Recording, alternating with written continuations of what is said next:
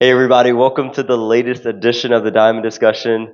I'm your host, Demetrius Woods, and the NCAA Softball postseason has arrived. So there is no time to waste. We're about to get right into it right now. So with that being said, let's get it started.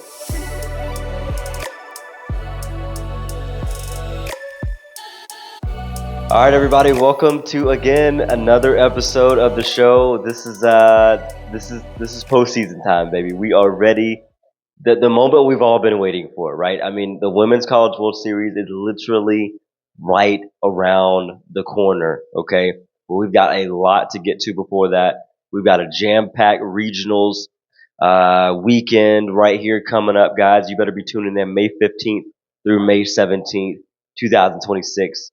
Find yourself in front of the TV or at a ball field. We got 16 locations spread out all over the country. You got to be somewhere tuned in somehow. If you don't have a team in the fight, fine, no big deal. Somebody else, you can bandwagon at least for this year. All right.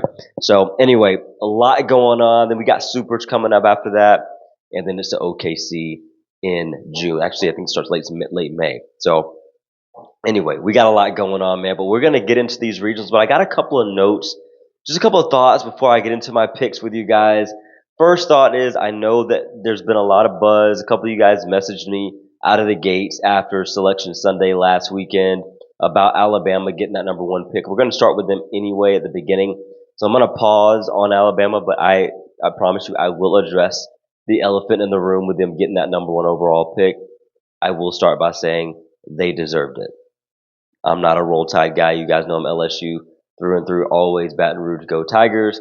But Alabama softball deserved that number one overall pick above your Oklahoma and your Texas Longhorns. We'll get to that here in a bit, okay?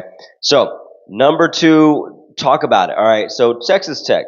Let's talk about Texas Tech real quick, man. They are becoming once again a serious threat to win it all. And I don't know that I can say I have them favored as of today to win it all, but they're in my top three or four to get there. And if they get there, all bets are off. We know what Naja Kennedy can do, but it's not just her anymore, right? She's got help. And that's the scary part, man, about the Red Raiders right now out of Lubbock, Texas. They're coming and they are for real and they are set up, I think, quite nicely for a potential Super Regionals matchup, albeit in Gainesville, Florida. We'll talk about that again here in a bit. Nebraska. All right, Nebraska. So if you look at the way that the brackets are set up this year, that we haven't done this a lot in the past as far like the way you see it. It's basically set up like March Madness, though, right? You got four number one overall seeds, four number two overalls, boom, boom, boom, right? And so when you look at that from that perspective, Nebraska is a number one of the four overall seeds. Okay. And so for them, that's a big deal. I think that changes the landscape of the conversation for them right now because they have that. Does that add a little bit extra pressure? Does it, you know what I mean? Do they fuel off of that a little bit? I got a chance to watch the Selection Sunday, and man, Nebraska, they're out on their field, they're ready to go, man, and just watching those girls celebrate, they're here, they are ready as well. We're going to talk about a little bit: are they pretenders or are they serious in this field of play en route to the Women's College World Series? The next thing, man, the SEC dominance is just ridiculous. I know there's a lot of haters out there, specifically from other conferences. And I'm not going to say it's not warranted at times. However, the SEC is what it is, right? I mean, they dominate each other throughout the year. It's a dog eat dog world throughout conference play. They've got one of the most ridiculous schedules of any conference out there, right? I mean, other conferences you see there's two, three, four teams that they got to play each other, they got to go through each other, and it's tough, right? But day in and day out, man, in the SEC, even those bottom feeders, take a team like Auburn, right? Auburn softball, not in the field, not in the 64 team field of play here in the postseason, but they're for real, and they're a good team. And if you look at the SEC tournament, they made a little bit of a run, right? So again, it's the SEC is tough. There's a reason why 9 out of 16 of them. One of those is debatable. We'll get to that later. But 9 out of 16, of the teams they're hosting. They're hosting a regional. So that that's what it is right now. Okay. So anyway, mid majors. Let's talk about them real quick. Starting with Belmont and Southeastern Louisiana, they are both paired in this Alabama regional over in Tuscaloosa. So that's interesting. I'm not going to put Alabama on upset alert. I'm not going to do them dirty like that. However, having two powerhouse mid majors in your regional is annoying, in my opinion. So I don't want to be Alabama. They did not get snubbed at all by being the 1 seed, right? With this setup, but it is going to be a showdown, I would say. All right, and so Belmont's coming, and the pitcher, man, Maya Thompson. Am I making that up?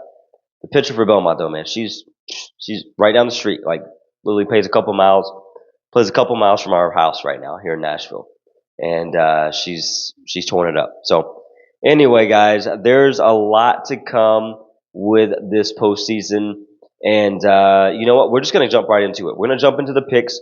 All right, I'm not gonna hold back on my picks here this year at all. You guys are gonna get it, straight from the horse's mouth. You're not gonna have to guess where my brain's at on this. We're going right into it. So let's start with this Tuscaloosa regional. All right, elephant in the room. Excuse me, elephant in the room here though, and pun intended because the Tide, elephants, all that jazz, right? They deserved the number one overall seed, guys. Okay, if you and I don't want to hear it. I can hear you guys right now. I don't want to hear it. All right, Alabama deserved the number one overall seed. Oklahoma, they are the standard for college softball. Still, I get it, right? But this year they showed some weaknesses, specifically in the circle, right? Though they got one of the top picks, right? They were right there. Texas, though they're the defending champions, and until someone knocks them off, you can't tell them otherwise, right? But in terms of consistency throughout the entirety of the season and being able to knock off top 10 teams over and over and over again, Alabama did it. So you can't argue with what they were able to put together. The resume that the Tide put together, it was incredible. So again, Alabama earned all of that through and through. Now, let's get to this regional. I just mentioned earlier, Belmont, Southeast Louisiana are both here. They're both coming, and they're both pesky mid-major programs that could give Alabama trouble. All right, but here's the thing, man. They're not number one overall. I don't see them. I don't see the Liberty Texas A&M mayhem from last year happening. If you guys remember this, Texas A&M Aggies, they rightfully deserve the number one overall seed. Back in 2025, Liberty came stomping in there as a mid-major, and they walked out as a mid-major victory. Going, I think they had to go out to Eugene and face Oregon in that super. So it's possible, all right, that Belmont or Southeast Louisiana can do it. I don't see them doing it though. Alabama, man, they're probably the most balanced team in the country, I would say right now. And when I say balance, I'm talking through and through. Offensively, defensively, doesn't matter. They've got the pitching depth to go with their balance, right? And they don't panic. They don't panic when games get ugly. And that's the cool part about watching the Tide right now is they can win a tight battle. And in late games, they can stay disciplined. I thought that their offense matured a lot down the stretch of the season, and I feel like that's what's given them a lot of firepower as they headed into the SEC tournament. And although they got beat, 7-1 by the Longhorns in the championship, they were still there. They were right there. I think they just ran out of gas. They're late, but I think they're going to be ready to go. That coaching staff, they're going to have them ready to go for sure. But again, I think that Belmont, man, coming in here with 40 wins, that's scary to deal with for sure. Like I said, Southeast Louisiana, they're just as pesky as they come. And, if you think about it big picture wise, can Alabama win games when their power is slowed down, right? So if they face some pitching, which they will, specifically maybe from Belmont, that's dominant, what will they look like? How will they respond to that? So I'm excited to see this regional play out. I'm excited to see where it goes, how it unfolds. But my pick is going to go to the Alabama Crimson Tide here in the Tuscaloosa Regional. Guys, I'm going to jump to my next couple of regionals here in just a bit. Be right back.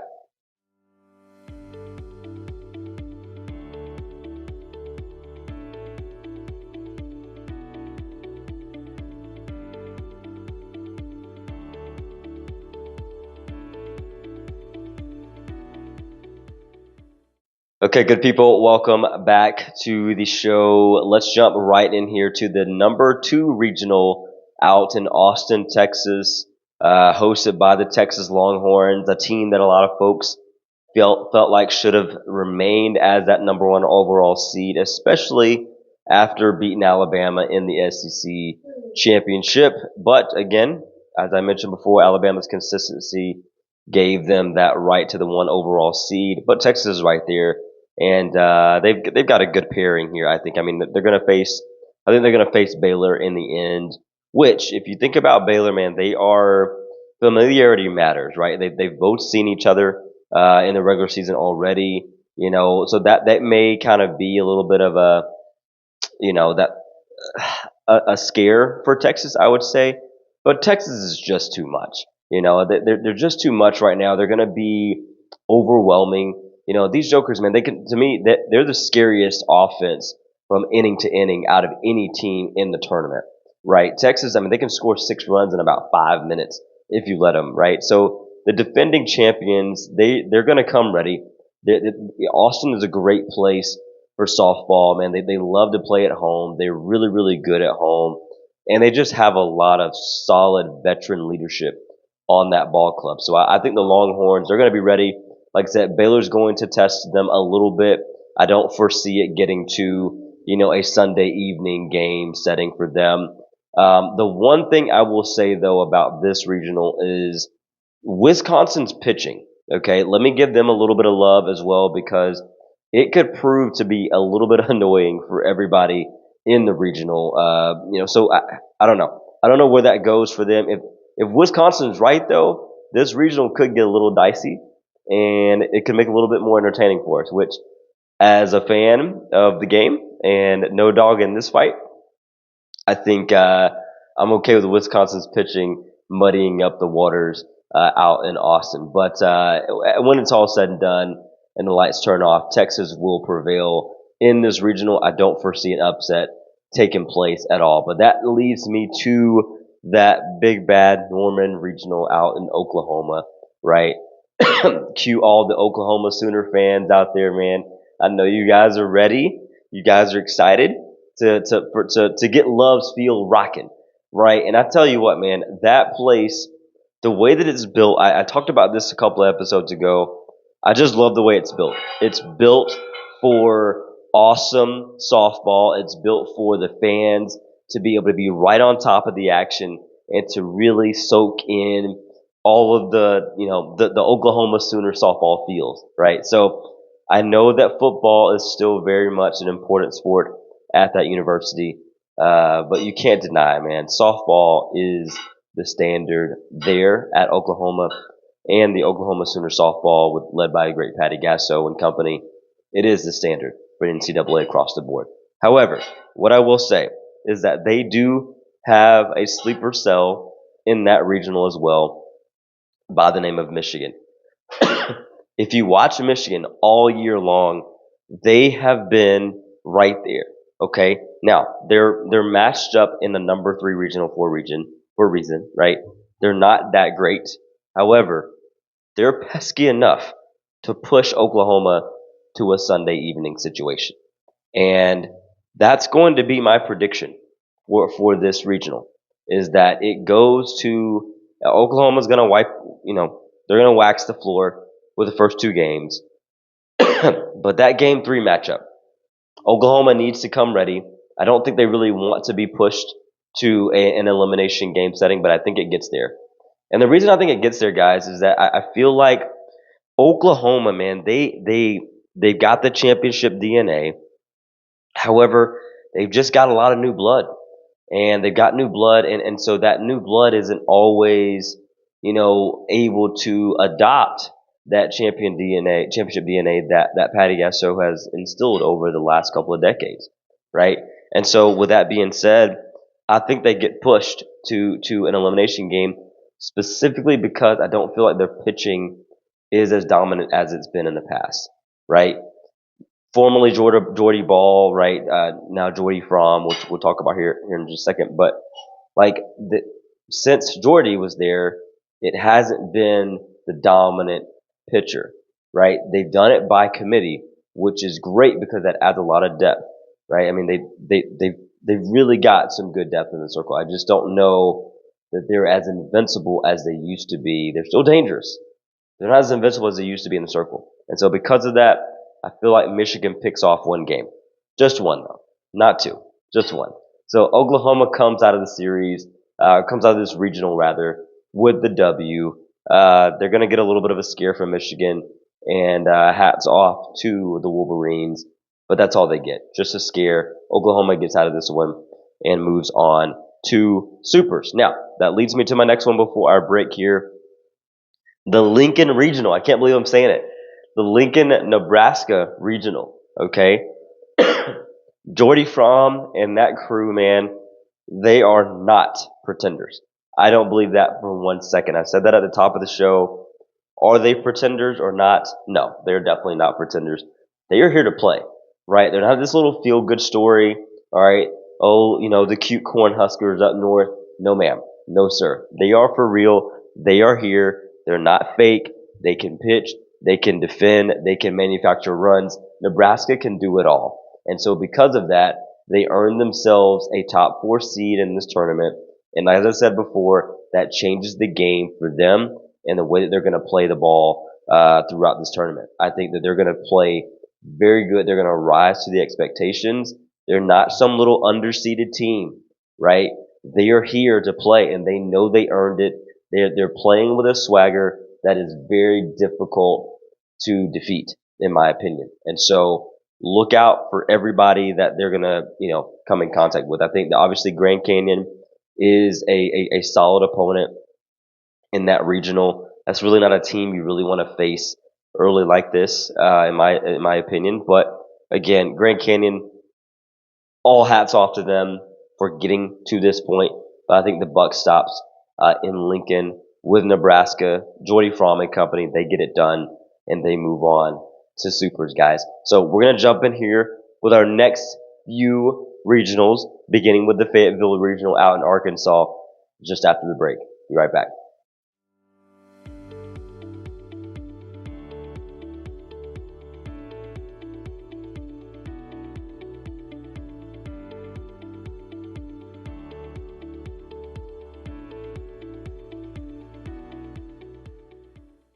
All right, everybody, welcome back to the show. Once again, I've got 3 straight SEC regionals for you, beginning with the Arkansas Regional out in Razorback country, man. I tell you what, Fayetteville is nuts. I will say that about them off the top here. If you've ever watched an Arkansas Razorback softball game on TV, or if you've ever been there, I haven't been there in person, but I've watched enough on TV to know this crowd is wild. They get raucous, man. They get behind their team, and the team feeds off of it. And so I feel like, man, when you got, because here's the thing, Arkansas gets a chance to host this regional. Obviously, they've earned that. And then if they, if they get out of this regional as I expect them to, they're gonna get a chance to host Supers. And what that means for them is that they get a chance to play multiple home games, anywhere between 5 and 6 home games here left to finish up their season. I think advantage Razorbacks. They just might get to the Women's College World Series again. And all bets are off when they get there. But let me jump into why I feel that's the case. Okay, I think their offense feeds off of the momentum of that crowd. That crowd is crazy. They're nuts. They're wild. They go crazy all the time, and they can truly overwhelm a team emotionally. Okay, now the same reason that I feel like they can go get a team is the same reason I think they can be gotten. Unfortunately, is the emotion. All right, so it's one of those things I felt about LSU early in the season. I don't feel that way about LSU anymore. However, emotions, man, they rise and they fall. And so when you have a team like Washington coming to town, a very veteran, traditional type team, the Huskies are going to test the Razorbacks. And I think they're going to test them so much so that we will see an elimination game in this regional as well. Arkansas will host Washington, and they'll be pushed to the brink of elimination as well. Although I feel like Arkansas just has a little bit too much. I think they're going to be able to overwhelm Washington offensively and on the defensive side of the ball. If you look at Arkansas this year, man, they have not made a lot of errors. They have really been able to tame that, especially coming from last year, where they were led by the great Bree Ellis, and they could afford, a few more boots in the on the infield there. However, they're not allowing that to happen this year a whole bunch at all, which is why they've earned a top 5 seed.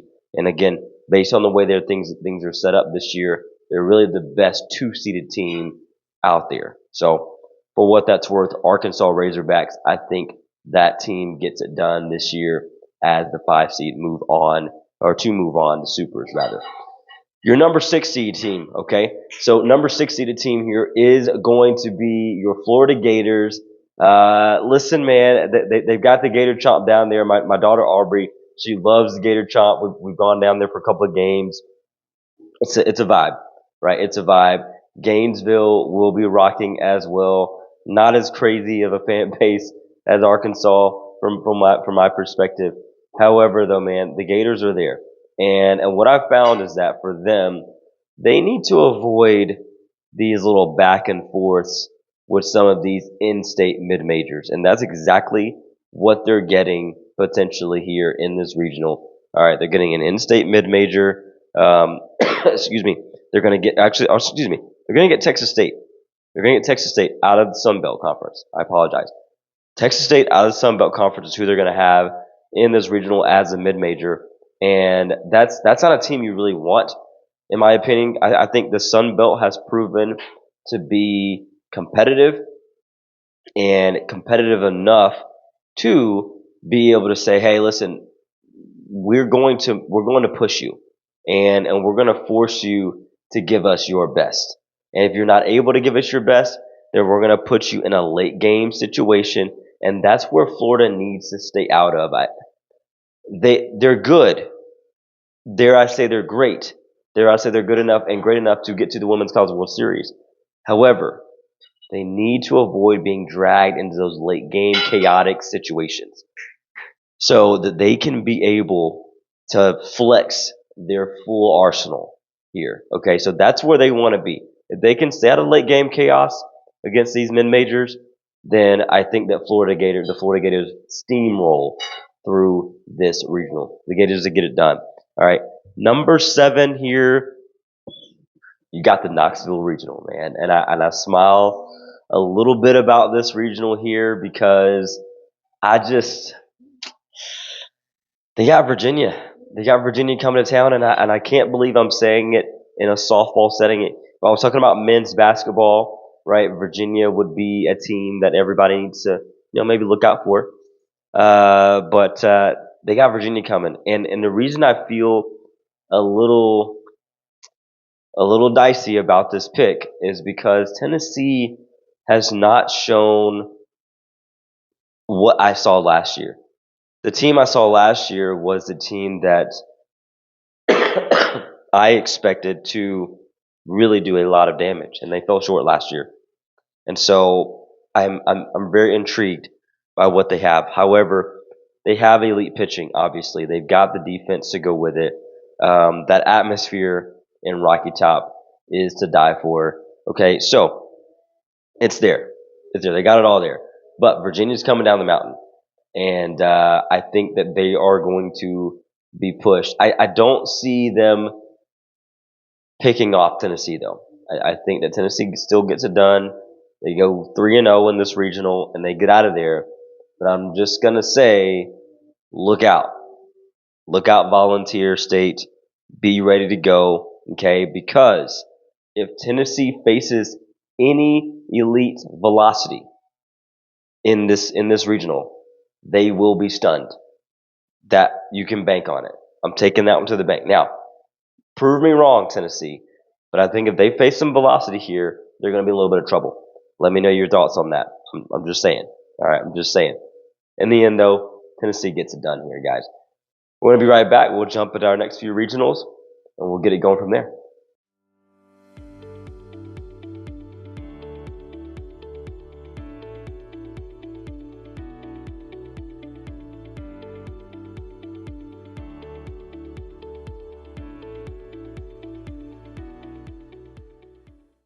Hey everybody, welcome back to the show again. We are jumping right in once again. Number 8, okay, number 8 out here in this LA regional are the UCLA Bruins, okay? UCLA Bruins, man, they just had an historic offensive season. Megan Grant is terrifying right now. If I'm in a circle, I might hit her or walk her. I don't know.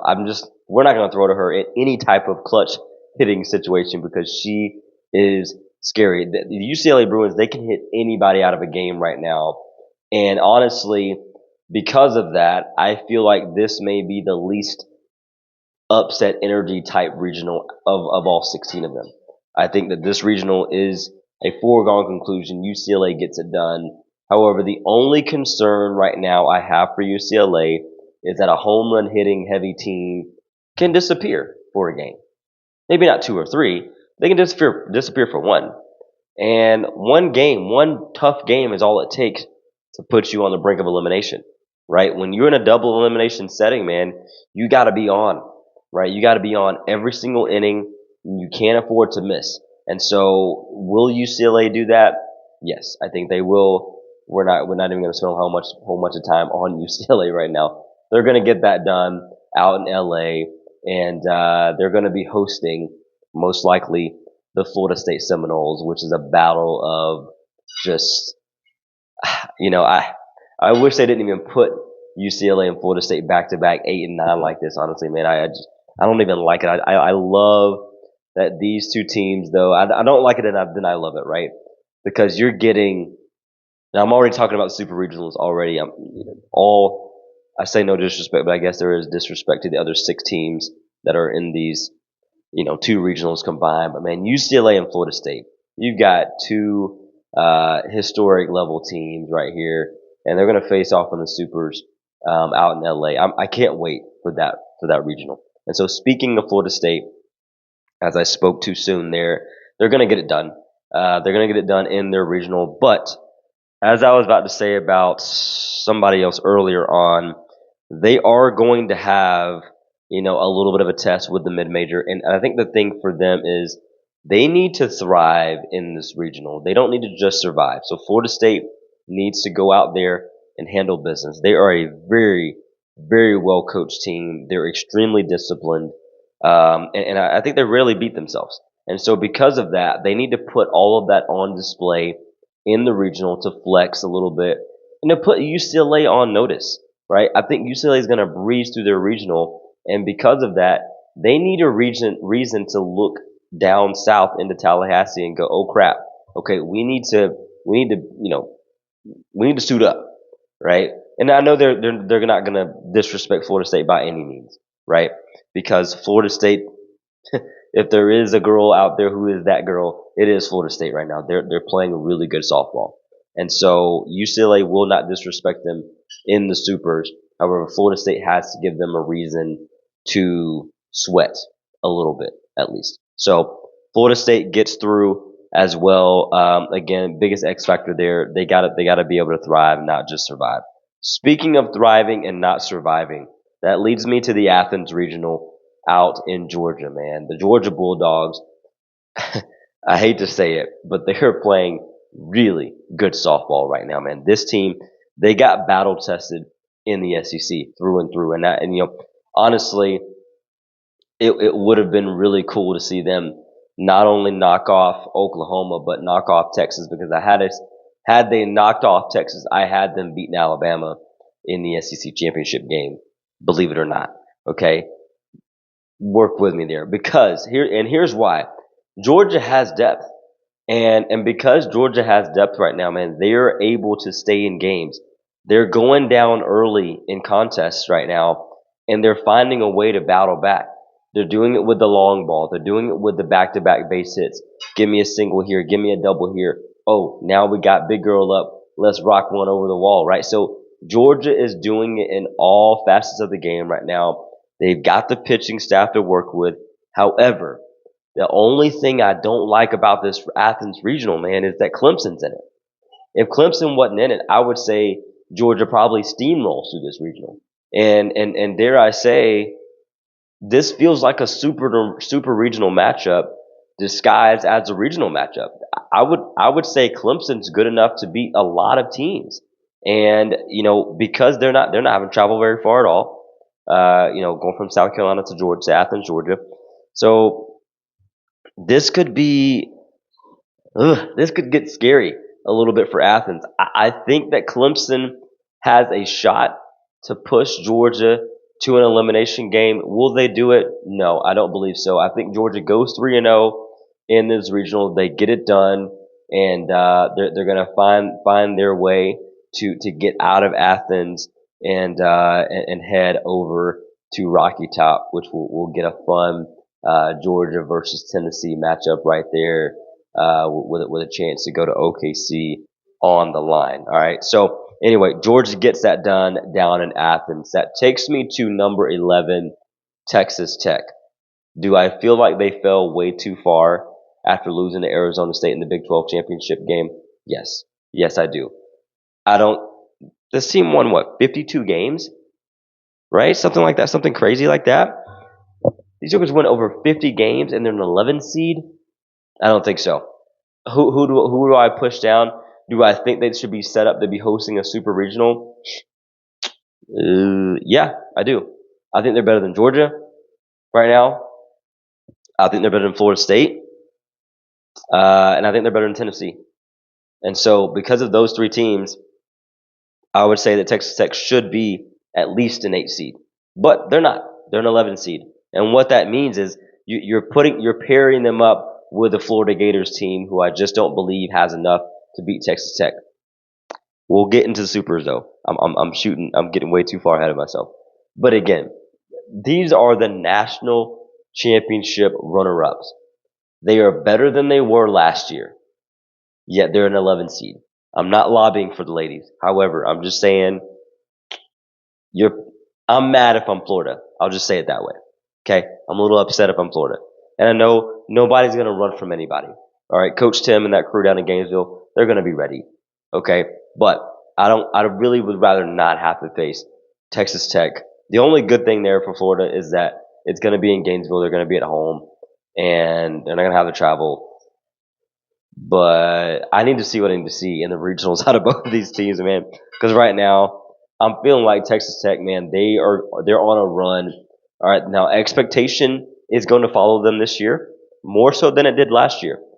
Expectation followed Najee Kennedy last year, but not really the entire team. And there's a difference there, right? This year, the expectation is following all of Texas Tech. The money's on the line, literally, and their reputation, dare I say, is on the line, right? What they're trying to build, the program itself, right? So I think they've got enough to do it. I think they're going to get through their regional no problem. Ole Miss is going to be right there, though. Ole Miss got through last year as an unseeded team, and they could very well do it again this year, but it's going to require a lot for them to get there. And they'd be able to get through Texas Tech, man. It's going to be tough. Ole Miss could absolutely force, though, a Sunday elimination game. But Texas Tech's they're gonna take care of business. Najee Kennedy is gonna throw 2 games probably in this if an elimination game is required of them. But that's the thing, man. It's not just Najee. They've got Niger could throw one game in a 3-game series and they could sweep, right? So that's where Texas Tech is right now. Whereas last year you felt like they go as Niger goes. If Niger loses a game in this regional, I still think Tech is fine. That's how confident I am in their whole body of work. And you got to look at it overall for them in that fashion, right? And go, okay, can they win without Niger being A plus all the time? Yes, they can. So with that being said, Texas Tech gets it done. Let's move to number 12, man. This was the regional that I felt like would be. I've always had suspicions, man. The last couple of years, I've had suspicions of Duke, and I have them again. This Durham regional, number 12, Duke Blue Devils, the Duke Blue Devils, the number 12 Duke Blue Devils. They're going to be tested in this regional. Sun Belt teams are always going to be pesky, and I don't think that changes at all with this Durham regional whatsoever. They're going to be right there. But here's the thing. Here's a difference for Duke this year as maybe opposed to last year. Okay, they got taken down by Georgia last year, if you guys remember that, in that regional. And I don't even think Georgia was supposed to be in the Durham regional whatsoever. They were too good for that.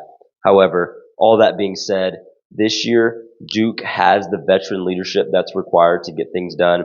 They got the tough pitching, and they're finally comfortable. They look like they're comfortable being hunted. Okay, let me say that again. Duke is finally comfortable being hunted. They look like they're in their place. They look like they're in their comfort zone now, and so I fully expect them to get out of this regional. This regional is much easier than it was last year with Georgia in it. And so, because as I said before, the SEC is deep. I do have a little bit of SEC bias, though I'm not naive enough to say that there's nobody else out there.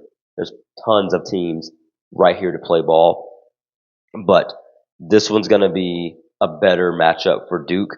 And though I feel like they do struggle sometimes offensively in tight ball games, I don't know that they're going to be tight ball games. A lot of them, rather, in this regional. So for that being said, I think that Duke gets it done in this regional. But nope, I'm gonna hold that. I'm gonna hold that thought. I'm gonna hold that thought. We're gonna take a quick break. After this break, we're gonna be done after breaks, rather. After this one here, but we're gonna jump into the Stillwater Regional, which is the team that I am most excited to see in the postseason. Will be the Oklahoma State Cowgirls. But before I go too deep into that, we're gonna take one more break here before we wrap up the show and wrap up the last few regionals. Be right back, guys.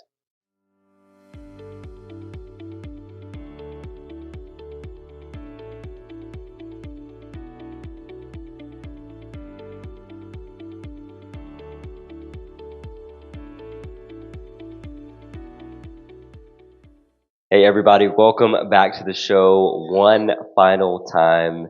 As I mentioned before the break, this Stillwater Regional, number 13 Oklahoma State Cowgirls, I am really pumped to see them. And the reason why I'm pumped to see them is because every time you looked on Wednesday nights, they were beating Oklahoma.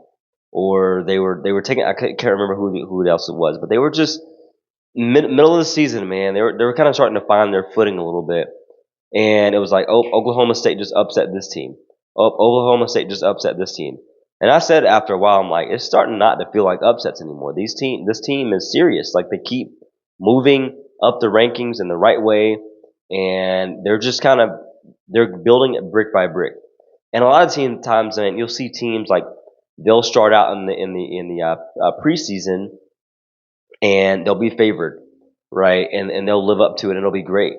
Oklahoma State, man, has had to come from the bottom, right? And I'm not going to say they're here now, but they're rising, and so they have an opportunity to host a regional and then to go on the road for supers and to figure out what they can do after that, right? So we're going to see what Oklahoma State's going to look like, man. I feel like they're tough, right? They're super tough.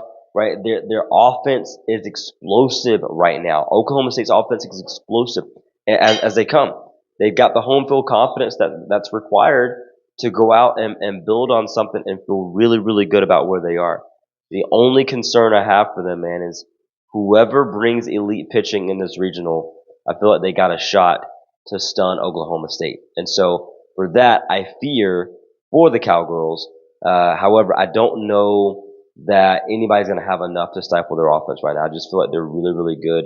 They don't look shaky at all. They rarely strike out. They're a very high contact hitting team, and they have a lot of energy out there in Stillwater. So because of that, I think Oklahoma State gets through, and they're gonna they're gonna have a matchup. They're gonna go to Lincoln. They're gonna go up to Lincoln, Nebraska, potentially, and take on the Cornhuskers in the Supers. So I'm interested though. This is a fun one that I'm really excited about. What do you guys think, man? Does Oklahoma State have enough to get through their regional and then figure out a way to, win one of the first two games against Nebraska up there in Lincoln? Let me know your thoughts. All right. Number 14, we got the Eugene Regional. I'm not going to spend a lot of time on this one. I think Oregon's virtually got this one in the bag. I feel like sometimes offensively they can be very inconsistent. I just don't see it happening in this particular regional. Now, I'm not putting them on upset alert at all, obviously, because I think they got it in the bag. However, if their offense goes cold for too long, and when I say too long, give them the end of one game going into the next. If that stretch is too long, they can get cold for a game. But if they're cold for two half games and it's throughout the same stretch, a continuous stretch there, that's where I get a little nervous for them. They've got some dangerous athleticism out there in Eugene. It's an obvious home field advantage playing out in Oregon as well. So they've got all of the nuts and bolts to be able to get things done. However, if they're pressured in a way that they haven't seen before in the regular season, all bets are off. Okay? Because they do a great job of putting pressure on teams in a multitude of ways, right? With small ball, with the long ball, defensively, being locked down. Their pitching staff has depth. So obviously they're able to stifle your offense too. So again, Oregon has what it takes. They are about where they were last season. And because they are where they are last season, they know where they need to go, what they need to do rather to go to the next level and to find their way into the Supers and who knows, potentially beyond as a number 14 seed. So anyway, Oregon gets that done. Number 15, Texas A&M. All right. So last time I'm going to mention A&M going down as the number one overall seed last year. Never been done before, but they're in a different boat this year. They're a team that needs to prove to themselves and quite a few others around the nation that they can, get through a regional. And so I think that's test number one for them. Get through this regional because you know what's on the other side of this. There's a date with the Texas Longhorns, all right, in the Supers, should they get through this one. However, will they though? Because they have the Big 12 champion. I just said it, not Texas Tech. The Big 12 champion, Arizona State Sun Devils, coming to town. And so because you have a team riding high like the Sun Devils, coming out of Arizona State, man, they're going to be ready and they're going to be having a lot of fun doing what they do. Oh, by the way, guess who else is coming to town? A 40-plus win mid-major in McNeese State out of Louisiana.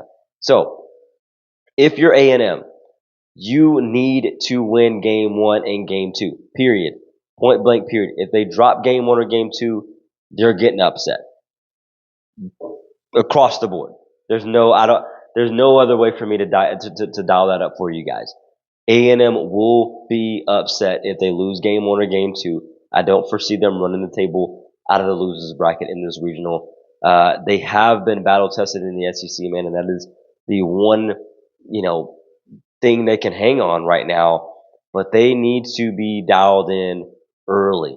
They need to take control of the game early. That pitching staff needs to keep this thing to a minimum. And if they can do that, they get out of this regional. The question is, will they? I think they do. But I also think that they get pushed to an elimination game. I think they win their first two. For their sake, I hope they win their first two. If they don't, they're done. But if they do, they get it done. A&M moves on. and we're going to see an in-state, I think the only in-state Super Regionals matchup that we'll have with Texas A&M visiting Austin, the Texas Longhorns there. So no upset there. All right, number 16, the Baton Rouge Regional. This is virtually the most controversial regional out there right now because everybody knows the Virginia Tech Hokies are coming to town. They feel like that they rightfully earned an opportunity to host a regional. And I'm going to be honest with you, I don't disagree. I don't disagree with the fan base. I can't argue with the players, the coaching staff, anybody out in Virginia Tech. They should have been hosting a Supers. At the expense of LSU, one could argue. But I could say the same potentially for A&M as well, right? So LSU and A&M, they were both just a little less than this year. And so because I feel like they're in the SEC and they were able to be tested the way they were, they both got the nod there.